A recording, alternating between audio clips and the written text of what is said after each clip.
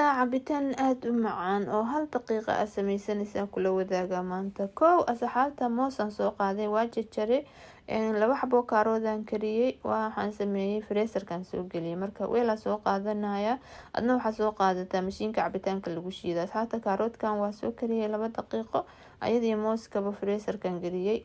Marka cabitaan aad u macaan asaan ku sameysanaysaa.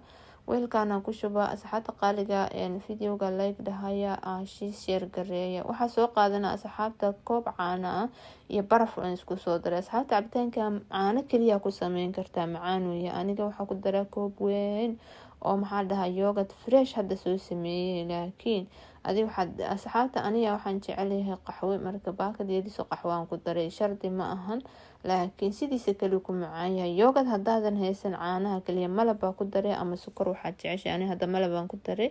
asxaabta aniga hanta blender ku shiidaya, dhaqsaan rabaa inaan iska dhameeyo. adiga laakiin cabitaanka makiinada cabitaanka lagu shiidaa ku shiidanaysa. hadaa rabta hanta blender ku shiiday sida aad jeceshahay, laakiin ha u maleyn in hanta blender loogu talagalay. cabitaankaaga koobabkaaga soo qaado diyaar. runtii culeyskiisa macaankiisa inama caadi maaha. asxaabta kaarootikadaadii taala maalin kasta suugada ku darsata.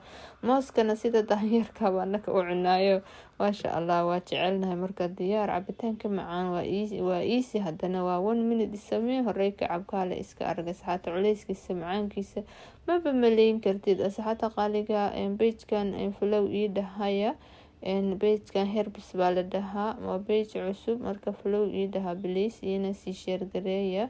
aad iyo aad u mahadsantihiin. assalaamu calaykum waraxmatullaahi wabarakaatu.